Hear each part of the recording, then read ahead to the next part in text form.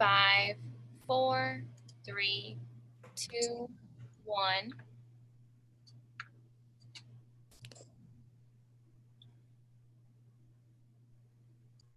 Let's call the meeting of the Public Safety Committee to order. Madam Clerk, would you please call the roll? Alderman Boyd, Present. Alderwoman Howard, Present. Alderwoman Hubbard, Present. Alderman Muhammad, Alderwoman Boyd, Present. Alderwoman Clark Hubbard, Here. Chairman Vaccaro, Present. President Reed. Here. 7 present, you have quorum. Okay. Well, the first thing we have to do is approve the minutes of the June 18th meeting. Take a motion to approve the minutes. I move to approve the minutes of June 18, 2020. Second. Second. Madam Clerk, would you please call the roll? Alderman Boyd, Aye. Alderwoman Howard, Aye. Alderwoman Hubbard, Aye. Alderman Muhammad, Alderwoman Boyd, Aye. Alderwoman Clark Hubbard, Aye. Chairman Vaccaro, Aye. President Reed. Aye. 7 aye votes. So I think the next part, there's a committee sub to Board Bill 63. So I believe we'll need a motion to put the committee sub in front of us. Mr. Clerk, Yes. no, go ahead. Go ahead, Mr. Chairman. Well, no, I believe we need to. I think Alderman from 22nd was about to do it for you. Okay. I move to put Board Bill 63 committee substitute before the committee. And Second. okay. And Madam Clerk, please call the roll. Previous roll. Hearing no objection to previous roll. Mr. President, will you kind of just go through your committee sub with us and then your changes? And after that, we get the full thing in front of us. I think then we'll have speakers come on. Okay. So would you like me to go through the committee sub and then also through the 8 amendments? I would think so. I think unless you think otherwise, this way the speakers, because some of the stuff that you're going to address, the speakers might already know. So Okay. I think we'd give them a full idea of what we're doing and then Okay. do it. All right. Everyone should have received a clean copy of Board Bill 63 committee substitute, right? It's a 5-page bill that addresses the use of force in the St. Louis City Police Department. If you remember in 2014, after the shooting of Michael Brown, the St. Louis City Police Department and also St. Louis County Police Department took up some use of force policy changes and actually implemented some things in their policy. St. Louis City and St. Louis County at that time implemented a ban on chokeholds and strangleholds, right, as part of their policy. So part of what this board bill does is it takes up some of those policies and makes them law, right, and makes them unlawful, so that any police department, any police chief, any public safety director or mayor that comes after this point cannot just automatically remove those policies. It also puts in a duty to report, so that if another officer sees another officer, a fellow officer engaging in an unlawful act, they will now have a duty to report that, and then it can be on the books and we have an opportunity for some transparency related to it. There's also penalties and penalties attached to all of these items that are in here today. That covers the majority of it. We also have in it a reporting requirement. So if the federal or state government takes up and institutes a national database, our policy will all, not policy, our ordinance will already be in place requiring our police department to follow that and to report based on the various different items that are in the board bill. And there's also a ban on no-knock warrants. And that's one of the things that I would imagine we're going to have some debate on today. And from my standpoint, the no-knock warrants, it's important to have it in our board bill. Some no-knock warrants, depending on which courts they're going to and what the issue is, it may be outside of the control of the local municipality, right? But this covers us in terms of no-knock warrants. So that is the board bill, overview of the board bill, and we can talk in detail about any of those sections I've covered. And then we have 8 amendments. Now the amendments, they clean up some of the language. They put the language more in line with what you're seeing in some of the board bills that are being introduced in cities across the nation. And it helps.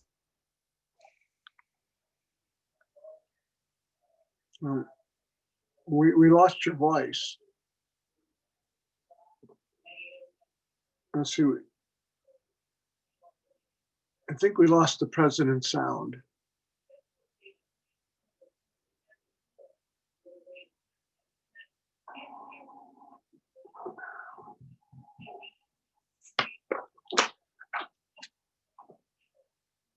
He may have to re-log in. I don't hear him.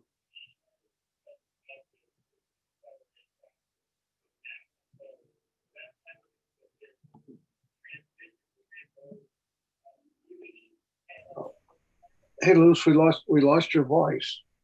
Yeah, the power went out on my block. It just popped back on. Okay.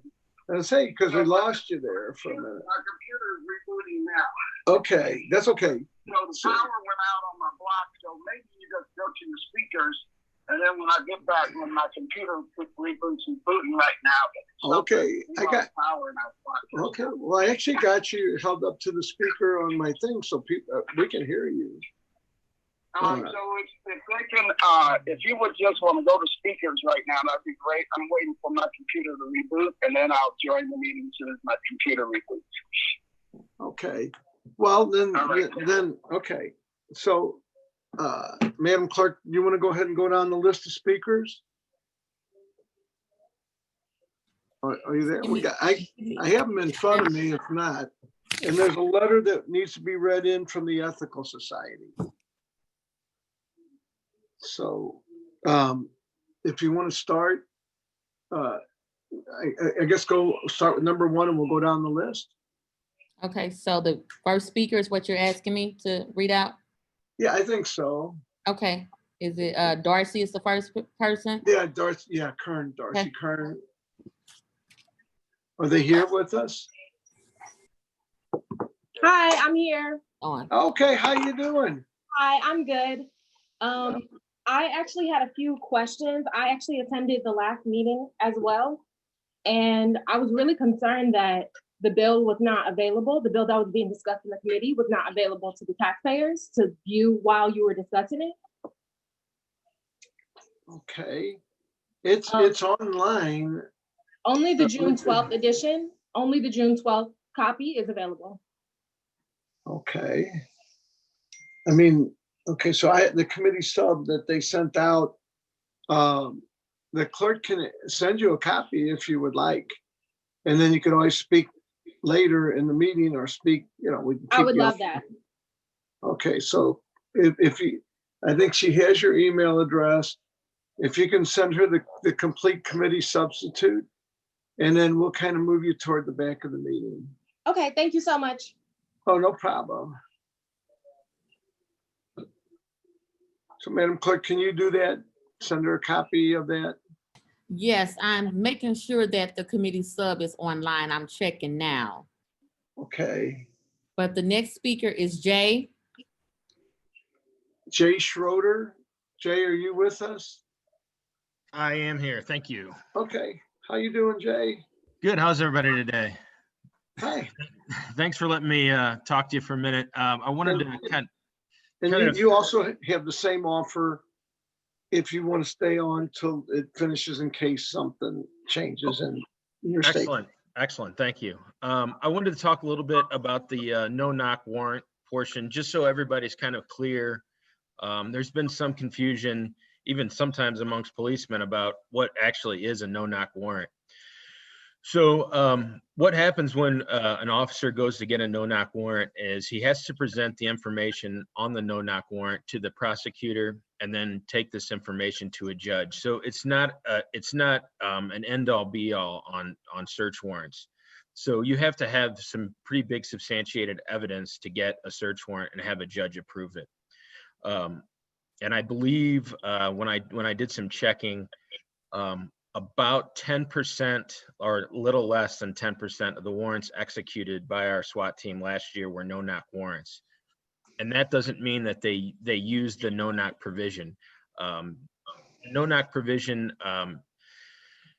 is usually put in there if they know that someone is going to have a barricaded door. So they would go to a residence and they wouldn't necessarily knock. They would try to get into the residence so the door couldn't be further breached. But if you would knock and announce, that would give people time to barricade to further a door. If there's a suspect that's a known violent offender and has shot at police or has shot at people before, they would use that no-knock provision in there.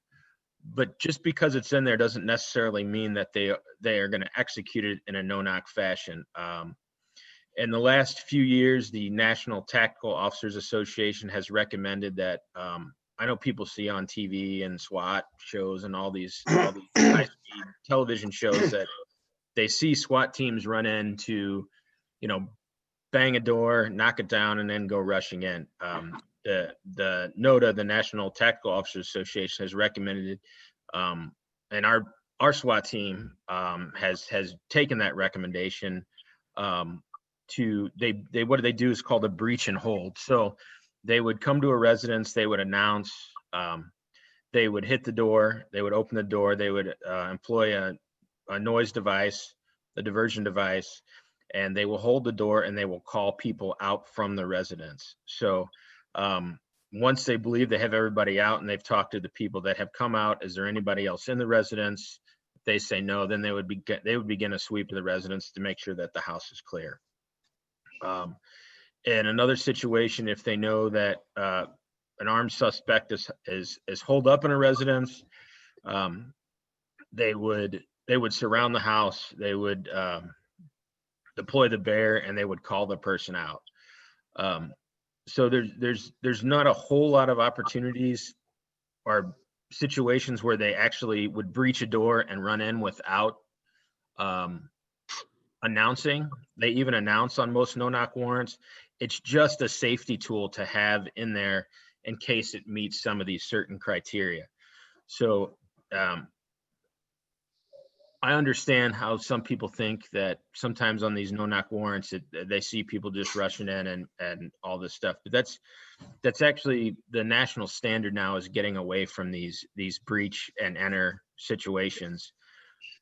But sometimes there is a need for it. So, and even I saw, it's in drug cases, but a lot of times with drug cases, weapons are involved. So my caution would be not to necessarily remove that, but give the opportunity for that to still be in there, because it doesn't just protect the policeman, which it protects the person and the residents. So you're saying to leave it in the bill, the no-knock, or to amend? I would amend it and remove it. I think it's a pretty important tool in the toolbox. It's everything is geared around citizen safety and officer safety, and I think if that option isn't there, it could possibly cause some problems down the road. Right, and I'm familiar with John Bruff, who knocked and he got his face shot off, and he's blind and he had to have his whole face reconstructed, being the first one at the door. So I mean, I don't know, but and I know there's been some things nationwide, and I can't necessarily speak on some of these other municipalities and cities and how they do it. But I know our SWAT team is one of the better ones in the country, and they practice the national standards and recommendations. Was there anything else? And again, you can hang around. I see the president's back, because some of these might address some of the stuff that's in there. And boss, your speaker's off if you're trying to say something. There Oh you no, go. I'm good. I'm just listening right Okay. now. May I ask the question? Yes, sir. Sure. Yes. So you said, and I'm sorry I missed the first part of your presentation, but you said 10% of the warrants that were issued were no-knock warrants. Oh, of those that were issued, of the 10% that were issued, what percentage of those under this municipal ordinance would have not been able to be issued? I'm not sure under that amount. I know that it's a lot of times they'll have federal search warrants and they'll have state level search warrants. But it was just, they wanted the no-knock provision is more of a safety issue for the policeman and the target of said search warrant. So I just think that if we would take that away, that we could possibly have problems down the road. Maybe we don't, but there's always that opportunity. If you have a tool that you can use and you have a professional SWAT team and you have layers of oversight, I think we're okay. I'm not exactly sure on the number, but so a typical no-knock warrant would be what? So if they would have a subject that say I'm getting a search warrant on John Doe, the informant lets me know, hey, he keeps the door barricaded, or he has a dead man by the door in case he sees the police coming. He has cameras on the residence. I would put that in the affidavit. He has a propensity for violence. I would put that in there, and that's what I would request a no-knock. So if our SWAT team entered, it wouldn't allow him time to secure a door and then set up inside a residence and wait. Okay, and you wouldn't, but you wouldn't. I may lose power again because I saw it blink. The lights just blinked again. So hopefully I don't lose it again. I don't know what Ameren UE is doing on our block, but something's happened. But you wouldn't have any idea what percentage of the 10% would be under a municipal ordinance. No, I kind of roundabouted your question, but no, I don't know exactly the number of municipal. I guess they would actually be state level warrants so that's my understanding, that a lot of the warrants that you're talking about would be state level warrants, and that wouldn't be affected by this municipal ordinance, that piece of this municipal ordinance, right? But what this does is it helps set the stage for, assuring that, when no-knock warrants are used, that they are issued and also executed in a very thoughtful manner. But this ordinance would not affect the no-knock warrants that you were covering. Okay. The ones that you were just talking about. Okay, so state and federal level warrants. Yeah, that does not affect that. Or I mean, I don't know if there's something you can do to create a level of oversight, like they do at the state or federal level, that says, you can, if you see a municipal judge or something like that, if that would be maybe something that would be added in there, just to add another level of oversight in the city or municipal process. Okay. All right, thank you. Okay, let's see. And certainly you could hang around. Mr. President, do you want to go on with this, or do you want me to go through the other three?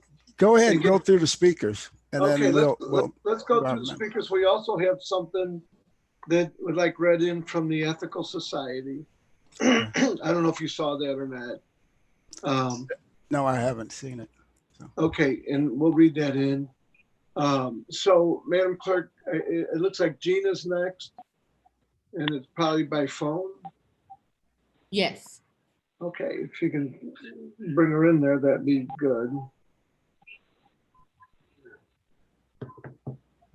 Gina, are you there with us? Yeah, I'm here with you. Okay, go ahead and we're gonna listen, okay? Hi, thank you for allowing me to speak. I'm Gina Torres. I'm mother of Isaiah Hammett, who was murdered by a no-knock search warrant. And the reason I am speaking to testify on, I'm sorry, it's hard, testify on my son's behalf because he's not here to testify. I'd like the no-knock warrants banned. They're not safe. Not only thought they killed my son, they could have killed my father. They could have killed me. They could have killed my other children. But me and my other children was not there that day, the day they came in shooting and killing my son. They use a whole lot of force. They don't do what they say. They lied. They say that they look for cameras and everything. They said that my son watched the cameras and ambushed them, but there was no cameras at the house that day.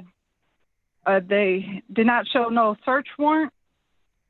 So if they can have like the Breonna Taylor bill, that's what I'm fighting for, because if I could save another person's life, another family going through what me and my family go through every day, looking at holes in the walls, my father, what he went through and almost lost his life, that's the reason I'm here today and speaking, because my son did not have a chance. And I don't feel like they should have immunity, because I feel like if they get rid of the immunity of the officers of what they do, maybe there would be less killing. Maybe there wouldn't be people marching in streets because a cop killed somebody's family member. Maybe they wouldn't have burning buildings. Maybe they wouldn't have looting. They wouldn't have none of this going on if they stopped killing our family the way that they do. They get to go home at night and kiss their kids goodnight. They get to have another birthday. They get to have Christmas. They get to have all that. But I will never have that again. I will never have a grandchild by my son.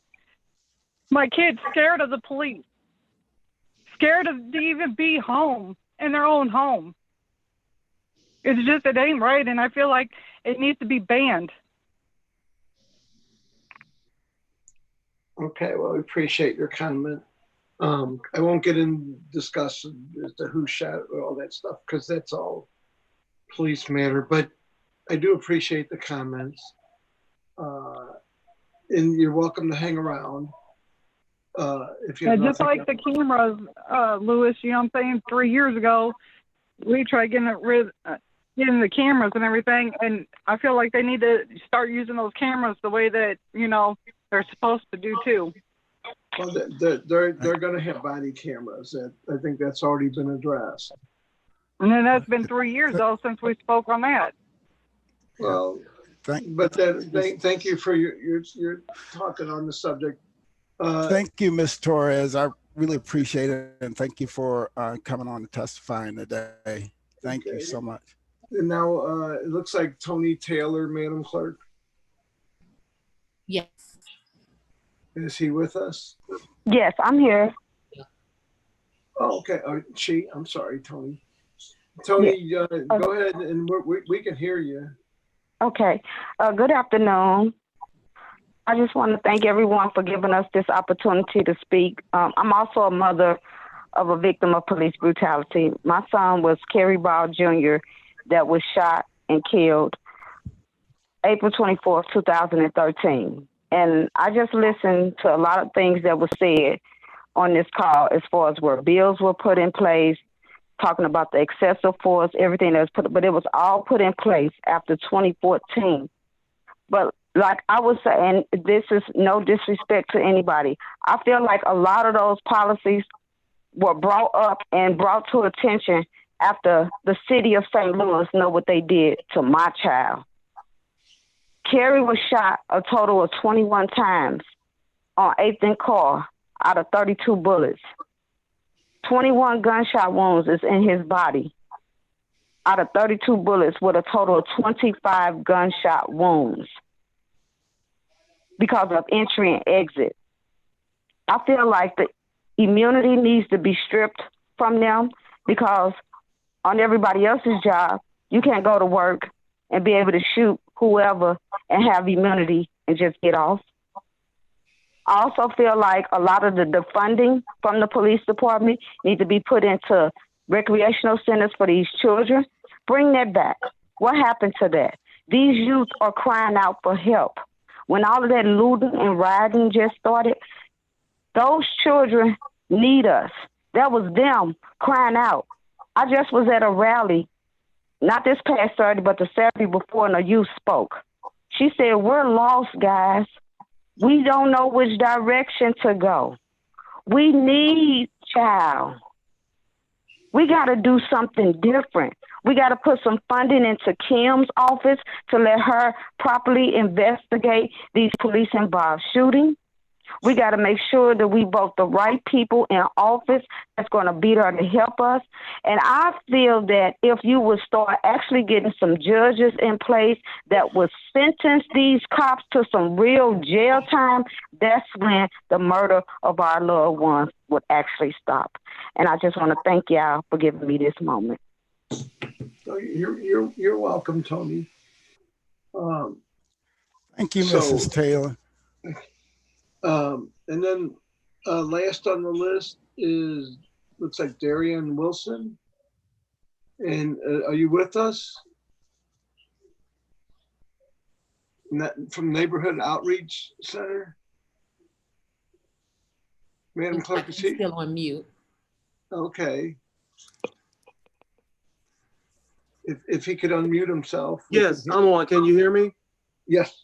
Yes, Okay, we can. I'm listening right now. I'm going to defer my comments maybe for a later time. I'm just doing some information gathering right now, so I'm going to continue to listen to the meeting and the information on the bill first. But thank you for the opportunity.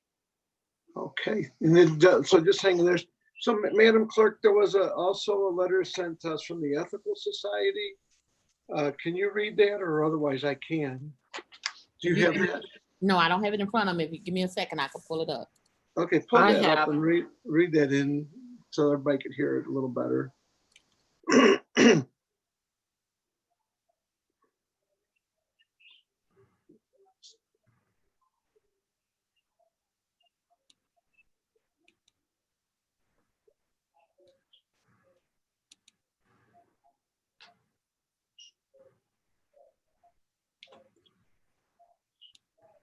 You have it, or I can kind of blow it up or put a second pair of glasses on. I can see it a little better. Was it in the documents that was sent? No, they sent it to everyone. Well, it says, good morning. Our sentiments, well, let me see if I can, it says our sentiments, I think they sent it to all the aldermen. Our sentiments about the bill remain the same. It's in the folder called written comments. Okay. Oh, thanks. Thank you, Alderwoman Howard.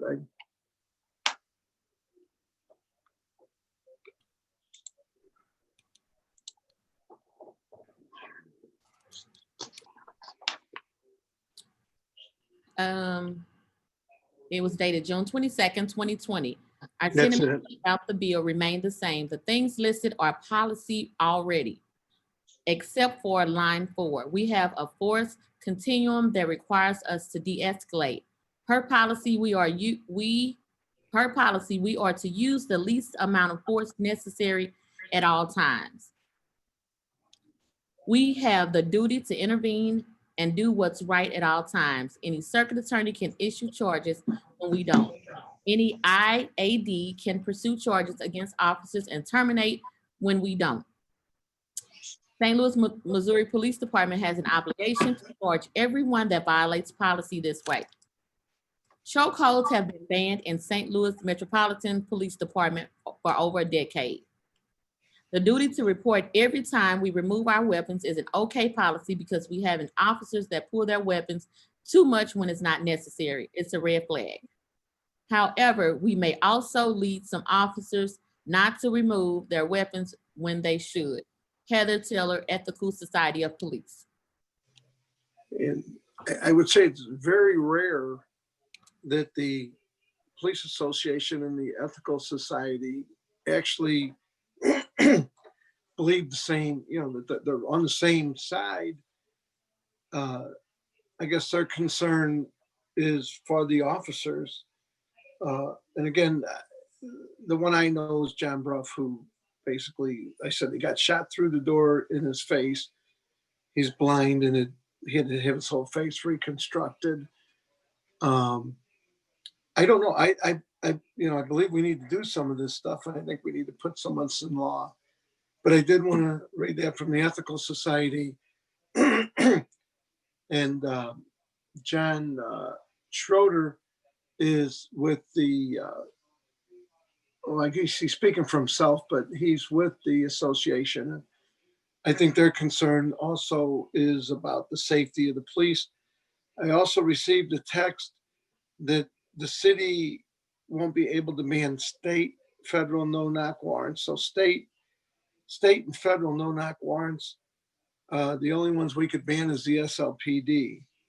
I think that's the extent of the text. It says that we can't, the DEA is another one, it's a federal agency. We can't ban them. I don't know what all the amendments are, but Mr. President, you still around, or did your computer leave us? No, Okay. I'm here. So I'm here. that's everything. Yeah. Everything in there that the text is the text that I received, the written letter, from the Ethical Society, as well as we can't ban federal DEA, state or federal no knock warrants. The only thing we can actually do is ban the St. Louis police from doing it. That's just all the text and stuff. So I'm ready to, how you can proceed however. Yeah. To clarify one of your comments, Mr. Chairman, we don't have the power to ban or to we don't have governance over state and federal judges and what they do and what they issue, right? So the things that we're talking about related to no-knock warrants in this bill would just be municipal violations and municipal, something that would be issued by the municipal courts, and that would be very few, right? But that's what we can do, if any. I'm even stretching my mind to try to figure out which ones, if any, based on the ones that was described earlier by the officer, of those that they typically go after. But this kind of sets a stage for us, and moving forward. I would say you're right. And the municipal warrants, basically traffic tickets and non-violent stuff. So yeah, it'd be very rare. Yeah. So if you'd like me to, I'll go through the amendments. All right. So amendment number one, and everybody should have the amendments. They should have received them. We have 8 amendments. And again, all of these amendments, they clean up just some things in the language. It helps the bill. So if it's ever challenged in court, the language would be standard language that's used, that has withstood court challenges across the country. So the first one, amendment number 1, beginning page 1, line 11, after the words "by officer," insert the following words: "in non-deadly force encounters." Can I ask a technical question? Mm-hmm. Yes. Are we voting on each amendment one by one as we go through right now? Yes. Okay, that way we get the right bill. Okay. Yeah. So we would need a motion. So I move for adoption of amendment number 1 as stated. And I will second it. And previous roll, if anybody has an objection to previous roll. We'll move on to the next amendment. Amendment number two. Amendment number two started on page 1, line 12. After the words, but is not limited to, insert the following words, any, sustained, and intentional. So we would need a motion on amendment number two. I move that we adopt amendment number two as stated. Second. Previous roll. No objection to previous roll. Amendment number two is in there. And so amendment number three, beginning on page 2, line 21, after the words, another sworn employee when, and insert the words excessive. We need a motion on amendment number three. I'm losing track, I'm sorry. I move for adoption of amendment number 3 as stated. Second. Previous roll. Any problem with previous roll? Let's go to amendment number 4. So amendment number 4, beginning on line 1, beginning page 3, line 1 to page 3, line 4, as follows. Strike out the words, notify their supervisor upon receipt of an allegation of unreasonable or unreported use of force by an officer, officers who observe force, and insert in line thereof the following. Verify that their supervisors are notified following any use of force incident. Upon receiving notice of an allegation or excessive use of force, officers shall verify their supervisors are aware of the allegations of unreasonable and or unreported use of force by an officer. Officers who observe excessive use of force of. Hey, can I inquire of the president? No, yes, go right ahead. Mr. President, out of curiosity, what would in your mind, what would the verification process looks like? It's just So the reason we're changing that from notified to verify, because oftentimes there's multiple officers on site, right?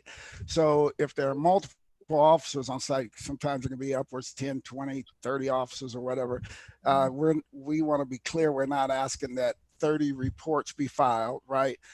We want to assure that that incident was reported, right? So once it's reported, any of the other officers, they then will have a requirement to at least verify that the report has been filed by an officer that was on site.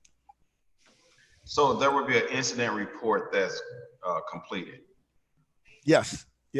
And so how would an officer verify if you had 30 officers that were just part of talk to their supervisor or just inquire to see that it was actually filed. The paperwork was actually filed. So, okay. So it still holds everybody on the site accountable, but they will have a duty to go back and at least verify. If you would like, we can keep the original language. Just means that we'll have 30 reports filed. It doesn't. No. I was just curious as to what that process looked like. That's all. I'm fine. Okay. So then we'll entertain a motion on any amendment. So moved. 4. So moved. Second. Previous roll. And there's no objection to previous roll. Amendment number 5. Amendment number 5 is starting on page 1, line 15 to page 1, line 16 as follows. Beginning at page 1, line 15, strike out the words guilty of a misdemeanor punishable by imprisonment of not more than 1 year or a fine of not more than $2,000 or above. And insert in lie thereof reads the following: punishable by fines and imprisonment of the city of St. Louis, Article 5. Mr. Chairman? So, yeah, I so. thought did you stop? I heard. No, I'm just. Oh, sound No, like I'm you just were, listening. sound like you were No, stopping no, me. No. It sounded like you were swinging the gavel on me. No, you can't, no. Oh, I'm just okay, trying to sit here and listen. Okay, Article 6. All right. Did we get that? Did we pass that? No, Article number 5, so we need a motion to pass our amendment. So number 5. moved. Wait a minute. Amendment number 5. Amendment number 5. Article number 4. Yeah, amendment number 5. Okay. Yeah. Sound like you said article number 6. I probably did. Who knows? I'm half. Got it. Yeah. Yes. Well, I heard him say 6, and I didn't think we had this No. out. That's what went on. No. Okay, I make a was- motion to pass out amendment number 5. Second. And previous roll. Is there any objection to previous roll? Let's go to number 6. All right, and number 6, both numbers 6, 7, and 8 are referring to the same. They're all changing the penalty clauses in the various different sections. So, amendment number 6, page 2, line 13 to page 2, line 14. Beginning on page 2, line 13, strike out the words guilty of a misdemeanor punishable by imprisonment of not more than 1 year or a fine not more than $2,000 or both, and insert in lie thereof punishable by the fines and imprisonment of the city of St. Louis, article number 4. So we need a motion. I have a question. Okay, please. Mr. President, I just would like to know the history about taking this out. What was the reason you took all the fine and so forth? Is it because it's already covered under city charter? No, what we want to do is, because remember, we oftentimes go back and look at, increasing the fines, right? Right now, our maximum allowable fine under municipal violation is $500.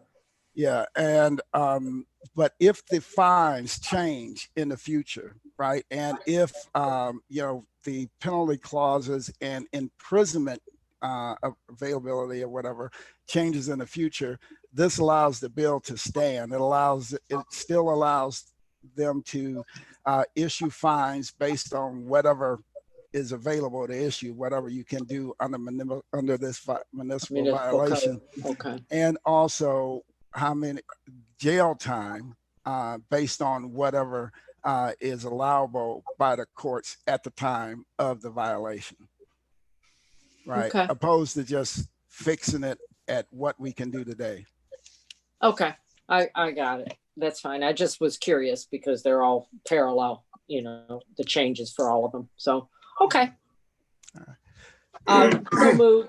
Are we ready to move this? Are we on 5? Yeah. So are we doing all 3 together? I think Can we do all 3 together? Or are we doing one by one? Let's just do them one by one. So you have. Okay. So that was number 6.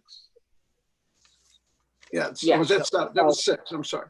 So I we need make a motion to pass board bill amendment number 6 to board bill 63 committee substitute on passing out of committee. And do we have a second in previous roll? Second. In previous roll, no objection. Let's go to number 7. Number 7, starting on page 3, line 9 to page 3, line 11, beginning on page 3, line 9, strike out the following: guilty of a misdemeanor punishable by imprisonment of not more than 1 year and a fine of not more than $2,000 or both. And insert in lie thereof punishable by fines and imprisonment of the city of St. Louis Charter, Article 4. I make a motion to pass amendment number 7 to board bill 63 committee substitute out. Second. And previous roll. Any objection? Mr. President, number 8. Amendment number 8, starting on page 4, line 17, beginning on page 4, to page 4, line 19. Beginning on page 4, line 17, strike out the words guilty of misdemeanor punishable by imprisonment or not more than 1 year or fine not more than $2,000 or above, and insert in line thereof punishable by fines and imprisonment of the city's charter, Article 4. Do we have a I make a motion? motion to pass out amendment number 8 to Board Bill number 63, Committee Sub. Second. In previous role. So now I have a technical question. Do we vote now on the bill as amended, or do we have to vote on the bill? The committee sub. We got one Committee more. sub as amended. We got one more sub. amendment though. I thought there was 8 of them, right? Or is there There's one? 9. Oh, I'm sorry. Thank you. Where's I must well say Carol, but thank you. There's 9. Alderwoman Howard. I apologize. Get the last one. I'm getting text as we go.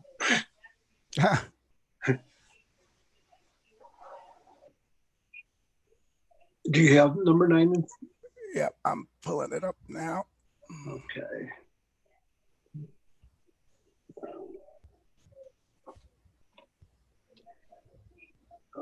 I believe number 9 was just a duplicate.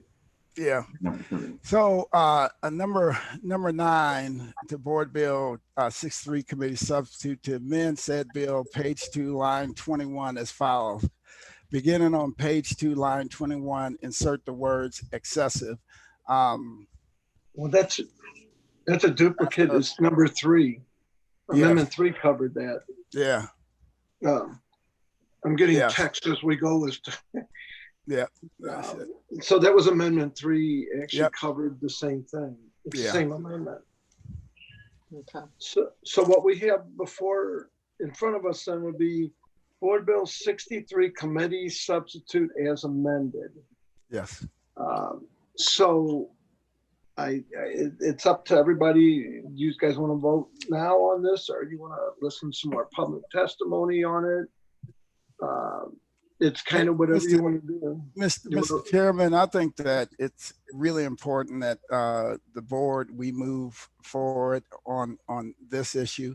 We certainly shouldn't wait. No, I'm fine. I'm fine. No. I wasn't talking about. I was talking about the people that were holding on that said they wanted to save their comments to the end. I'm perfectly willing to take a vote. In fact, I'll even make a motion that we pass Board Bill Board Bill 63 Committee Substitute. Chair. Yes. We have one more speaker, Mr. Wilson, Darren Wilson. And he deferred to wait till afterwards. So I don't know, do you want to check with him to see if he has any comments? Mr. Wilson, do you have comments? I don't know if he's stuck with us. Okay, no, I'm on. I'm still on. At this time, no, I am listening and reviewing everything that you're discussing on the bill, and I do appreciate the information. But at this time, I do not have any comments on this issue. But thank you for the offer and the invitation. But I will continue to join in on the meetings and follow this issue as well. So thank you. Well, no, thank you, and I appreciate that the president of the board has changed some language, so this will hold up in court. And it seems like a very good bill. It's a great start in all board bills and laws. You got to pass the best version you can, and then later in life, I'm sure there'll be, things added to it, like you talked about when the fines go up. Now we don't have to have another board bill to say, okay, we got to do this over because now we limited ourselves. So I'm perfectly willing to take a motion to pass this out of committee. One more thing, Mr. Chair. We had Darcy Kern who wanted to look at the bill and have some comments, and you didn't go back to her. I'm not trying to interrupt the flow here. No, that's fine. Ms. Kern, are you with us still? She was. I just saw her pop up here. Oh, Ms. Kern, are you still there?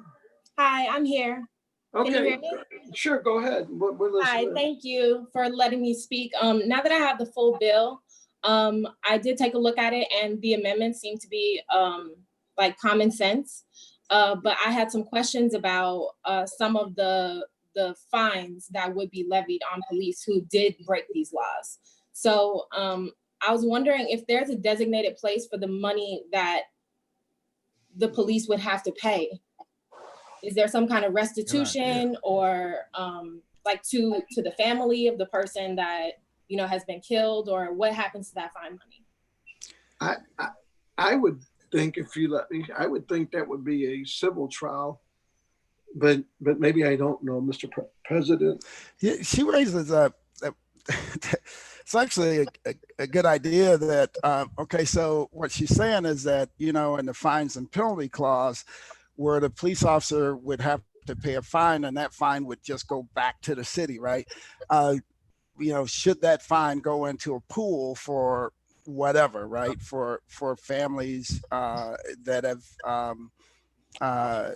have had one of their loved ones, you know, rights violated or whatever. It's a good idea. I think that's something that we can certainly take up on the floor.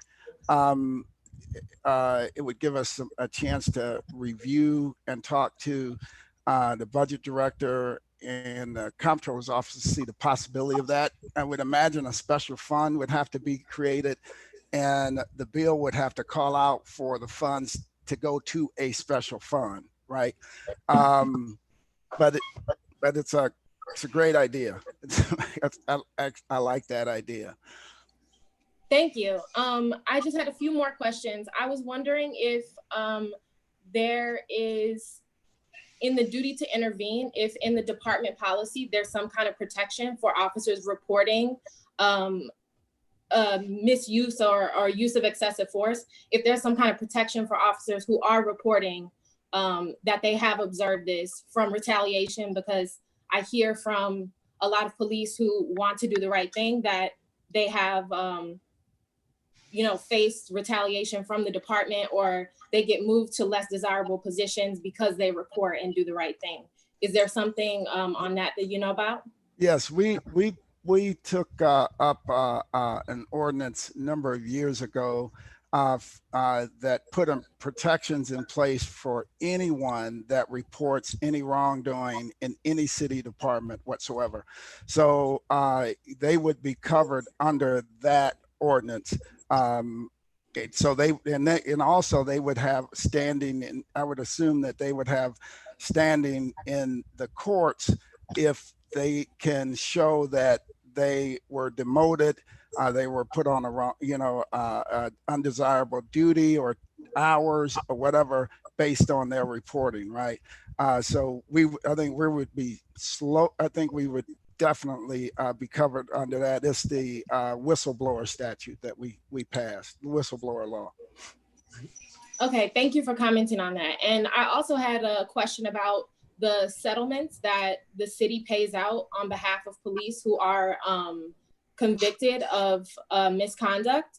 The city to date has paid over $4 million in settlements over the past 10 years. And I am a speech language pathologist, and my husband is an occupational therapist, and we work very hard to get our licenses, and it's our duty to protect our licenses by making sure that we're doing the right thing.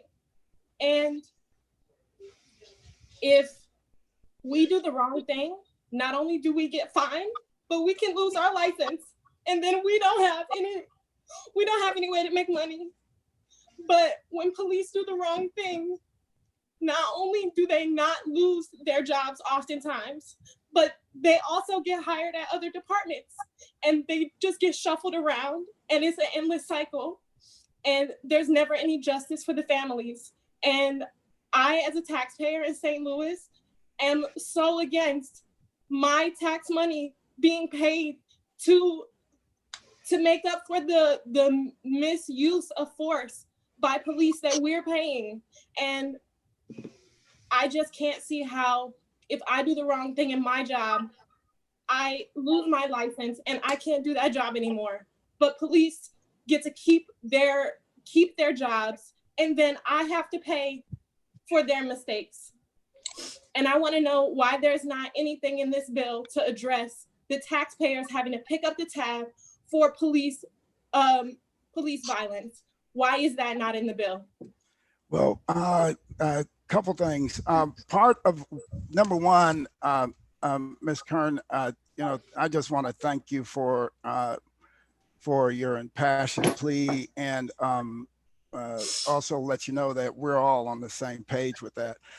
For a number of years, I've been pushing and fighting to assure that we have a record in place, so at the city of St. Louis, we're just not stuck picking up these lawsuits, largely non-contested lawsuits, and paying out millions of dollars a year. It's just ridiculous. So part of what we've done is push for body cameras. So at least we have a body camera on a body camera where the officer cannot change what happened, and the people that are there cannot either. It's clear based on the various different body camera footages that go directly to the cloud that we can see indeed what has happened. And if we have officers that are in the wrong, they need to be held accountable for it. But right now we have absolutely no record of it. So we're left just paying out millions of dollars a year, and it's just ridiculous. So that's part of what, part of the fight to begin to get that in place. And then some of these things need to be handled at the federal level. And unfortunately, we don't have control, direct control over that. And we don't have direct control over federal law. We're lobbying our state and federal officials to push for some of those changes so that we can see some adjustments in the qualified immunity that allows that to happen. Aside from the qualified immunity, sorry, I just have one more thing. It's not me saying that I am, that's not even something I'm discussing. I'm talking about the malpractice suits. So if a doctor gets sued, or if my husband or I get sued, we have to pay. I can't call up, the taxpayers and say, hey guys, I know I did wrong on my job, but pick up the tab for me. Oh, no, you're 100% correct. You're 100% correct. Part of it is that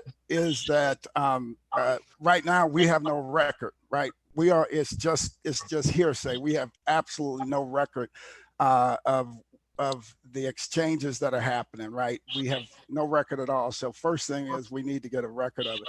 Second thing is for them being able to move from one department to another.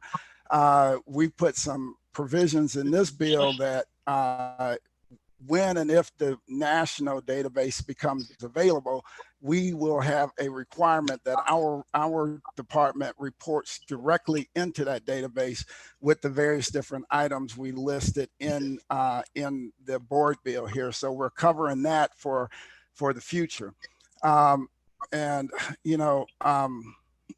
Again, we are going to have to see some adjustments in that qualified immunity law also, which will help us do more things and have more flexibility locally at not just in the city of St. Louis, but departments across the country in terms of requiring police officers to then have, carry their own insurance or deal if they've found that what they've done has been unlawful.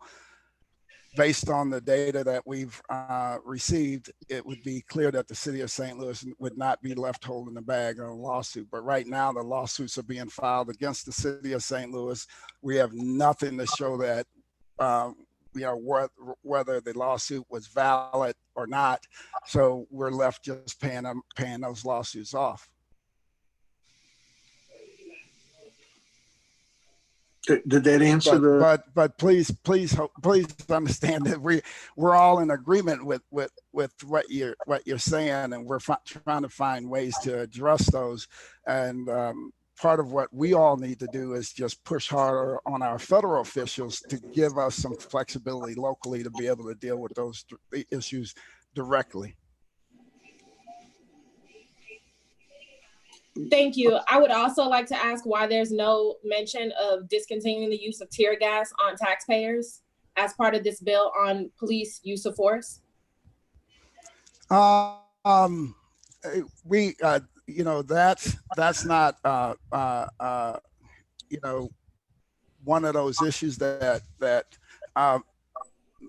we were covering, that we covered in the bill, because we were, you know, we were definitely just targeting those things that are life-threatening, those things that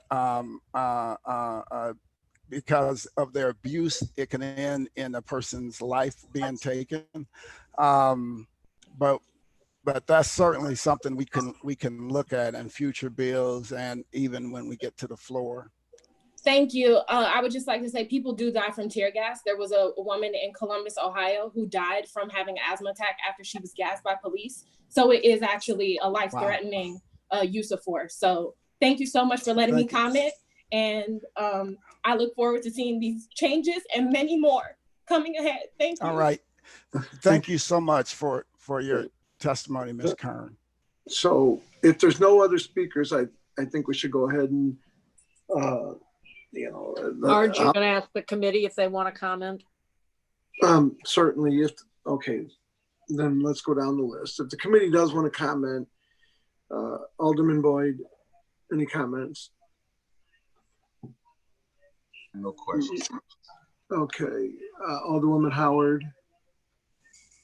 I would just like to thank those people that testified, and just a comment that most of the police officers that work in the city of St. Louis day to day do the best they can.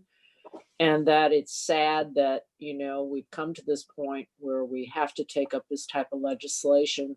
I understand that, you know, because you have a few people, you know, not doing their job appropriately, this comes into play. And I hate to see the whole department or all the police officers painted with the broad brush, but I am for this, and I will support it. And I appreciate the give and take and the calm, moderate input that we got from people that testified. Thank you.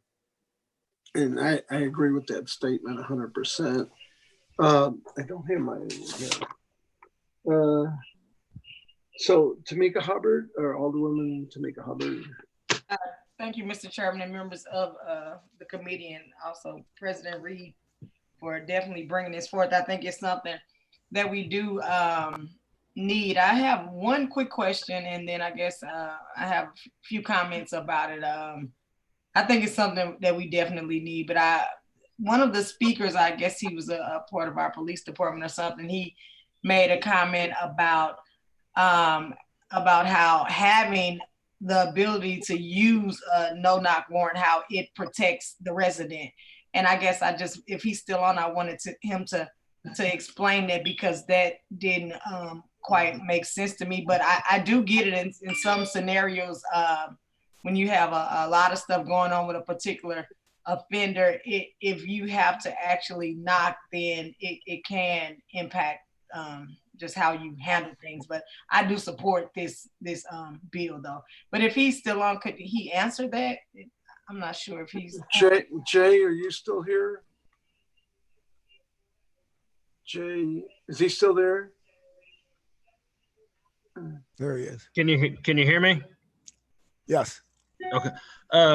Yeah. So I mean, and your question is that it's supposed to be the safest. So in a no-knock, it's a surprise element with that. So if you were announcing on a guy who you knew was probably violent, you take away that element of surprise, which would give him the opportunity maybe to take a position and begin firing, and now you're into a gun battle, versus if you had that element of surprise, you could get around that type of situation. Does that make sense? Okay, so in essence, it's protecting the offender from himself from retaliating if he has knowledge that you all are. And that's what it's used for. So if they know a guy that maybe has committed multiple violent felonies with firearms, and they could say, well, we have this tool here so we can get into a residence with the element of surprise still. And maybe instead of me banging on the door and trying to get into a house, and him waking up and then deciding I'm going to take a position and get into a shootout, you get into a house and he's still asleep on the couch, and then you take him into custody without any incident.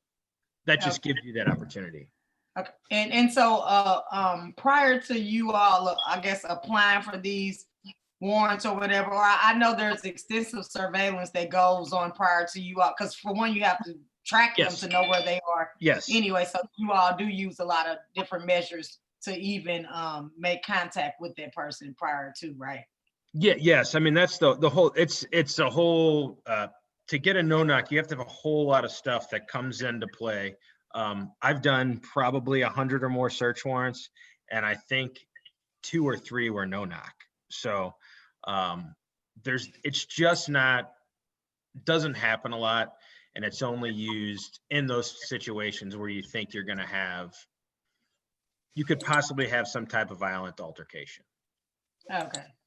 Thank you for clearing that up. But I do understand the terrain that we are in our country right now. And I think whatever measures that we can use to keep everyone safe, that's something that I am in support of. And so I think it would be in our best interest as a city to move forward with the changes that we are making. So that's all I have regarding the bill, Mr. Chairman. Thank you. And thank you. We'll go down this list, and John Muhammad's not here. Alderwoman Pam Boyd. Alderwoman Boyd, are you still with us? Alderwoman Shameen Clark Hubbard. No questions or comments. Thank you. Okay. Does anyone else on the committee have any comments? And Mr. President, if not, do you want to make a closing statement or just move on? I would just, thank everybody and ask for your favorable approval on the board bill. Like I said, all these changes are changes that I believe we need as a city. I think when you look across the country and look what other municipalities are doing across the country, this puts us solidly within alignment of what other cities are doing. And, on the no-knock warrant piece, again, what we're governing here is municipal violations, right? So we can't govern what a state judge or a federal judge will do an issue, right? They can still do it. And then, even under, what Officer Jay Schroeder testified to, he even, admitted that, that the majority of, if not all of those warrants that he discussed were all non-municipal type violations. So again, I would ask for your favorable approval and support for this bill moving forward.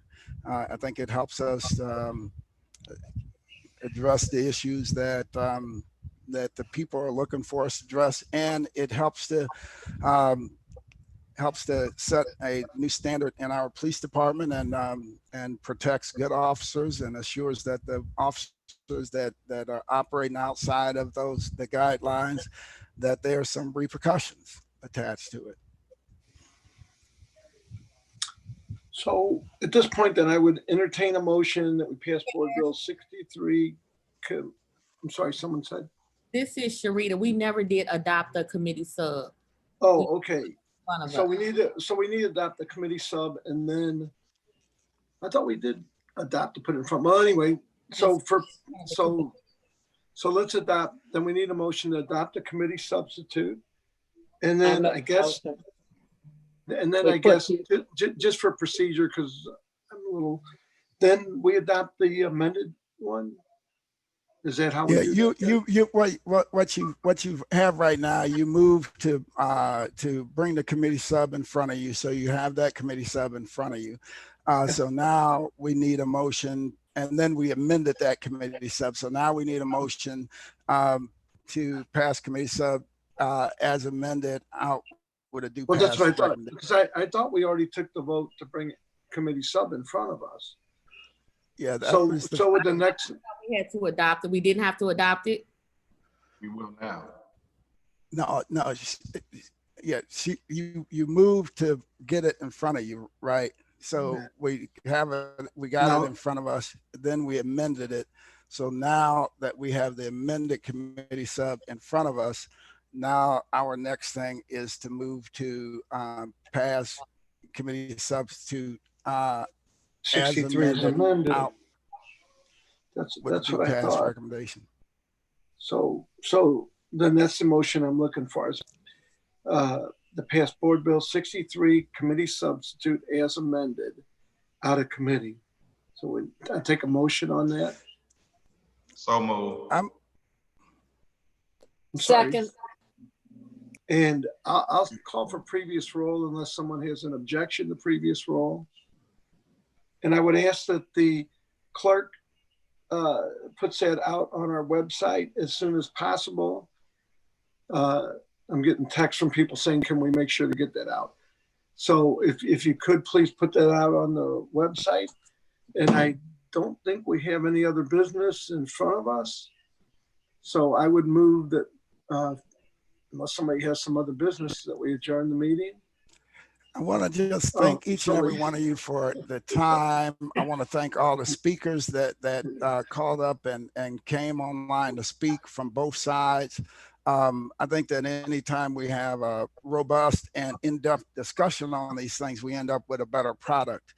And you can see by some of the changes that I believe we've fine-tuned, and we have a better product in front of us. And that's thanks largely in part to all of the different comments we've gotten from people all over the city about things they'd like to see in an ordinance like this, and all of the members of the committee. So I just want to thank each and every one of you for your thoughtful comments and your support on this bill and this matter. And thank you for the positive vote too. And I move that we adjourn this session, this Public Safety Committee. so move. Seconded and previous roll, and thanks everyone. All in favor? Aye. Aye. All right. See you. Meeting adjourned.